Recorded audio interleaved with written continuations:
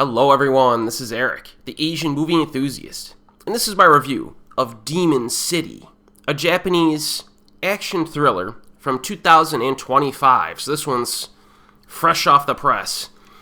The following plot synopsis was taken from the Japan Times. Toma Ikuta plays former hitman Shuhei Sakata, who wakes from a lengthy coma to exact vengeance against the masked criminals who betrayed him and murdered his family. Sounds a lot like Hard to Kill with Steven Seagal, doesn't it? But such behavior is par for the course in the film's fictional Shinjo City, where legend tells of a demon that possesses someone every 50 years, sending them on a killing spree. Shuhei already possesses the necessary skill set. We first see him brutally dispatching an entire yakuza clan in what he believes will be his last job before he gets to settle down and become a family man. No prizes for guessing how that turns out. Shuhei has barely had a chance to shower before he sees his wife and daughter get gunned down by a gang of criminals wearing sinister no-theater masks. 12 years later, Shuhei is released from custody in a vegetative state, but he gets roused back to action when one of the masked villains returns to finish the job. So yeah, if the plot for this movie sounds generic, that's because it is. Extremely generic and cliche. The story of a retired hitman who must avenge the death of a loved one, whether people or dogs, has been done to death at this point. To no one's surprise, Demon City does not cover really any new ground in this arena, and if you were hoping that an actual demon would show up at some point, that does not happen. I'll just tell you right now, okay? A generic plot can be fine for an action movie. I cover lots of entertaining action movies where the plot is like whatever, right? This is especially true if there's like a ton of high-quality action and or entertaining shenanigans in between the action.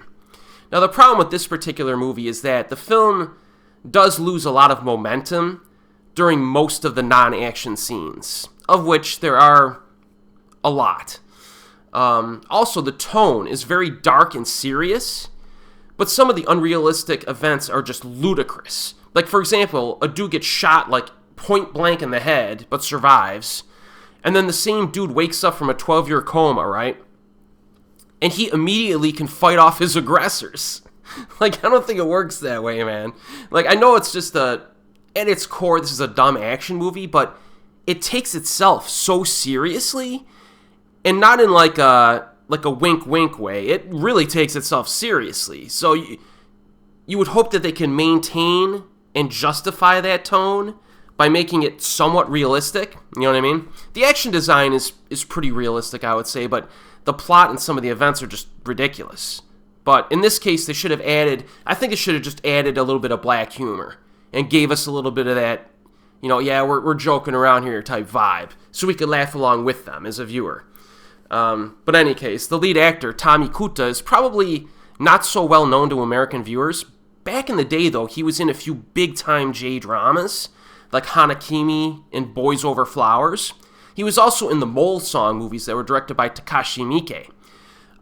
But those really his, I guess, most well-known roles from an American standpoint, I think. Although I have been falling behind on my J-dramas, maybe some of his recent stuff has kicked off.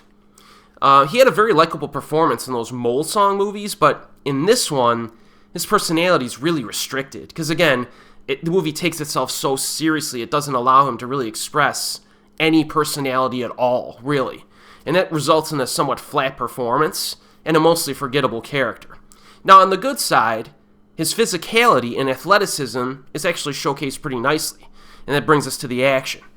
Now, Ikuta has a convincing physicality and speed to his movements.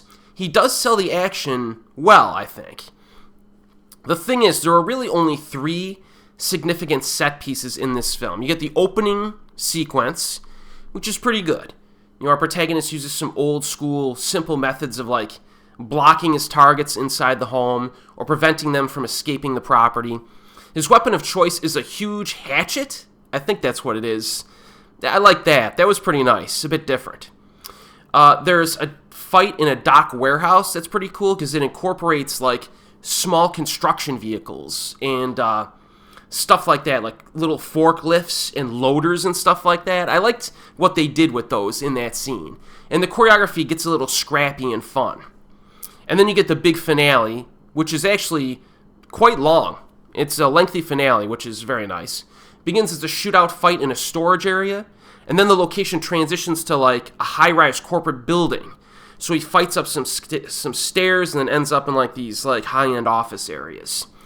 And Ikuta has a few fun shielding tactics. He like flips enemies in front of him while the guys in the back of the room are shooting at him, so that the flying corpse like blocks the shots. I thought that was kind of fun. That was pretty cool. There's a pretty sweet fire extinguisher moment, and his huge hatchet reappears, and we get a few final fights against the big bosses, one of whom has like this really big steel pole. So all in all, I would say like the action is entertaining enough. It's not like awesome elite action, but it is well executed and entertaining enough. So I mean, I think I'm happy that Japan keeps making modern urban action flicks like this. And years back, I would complain all the time that they did not make enough movies like this within this subgenre of action film. A lot of their stuff was like samurai era stuff or, you know, superhero type stuff. So anytime something like Security Police came out, and that was way back in 2010, I think, or like the Library Wars films came out, and that was like the mid-2010s, it would be like a breath of fresh air for me. But Japan has gradually picked up the pace a little bit, I think, over the last decade. You get stuff like Reborn, Hydra, Ajin Demi-Human, which is surprisingly good, by the way. Bad City, the Fable movies, City Hunter, One Percenter, the Baby Assassin movies, you know. And I would give Demon City like a modest recommendation. I would not make it a priority, but if you've already seen all of the aforementioned films I just listed out for you, and you feel like a little bit more, this one is pretty good. I think it's probably the weakest of all the films I just mentioned here.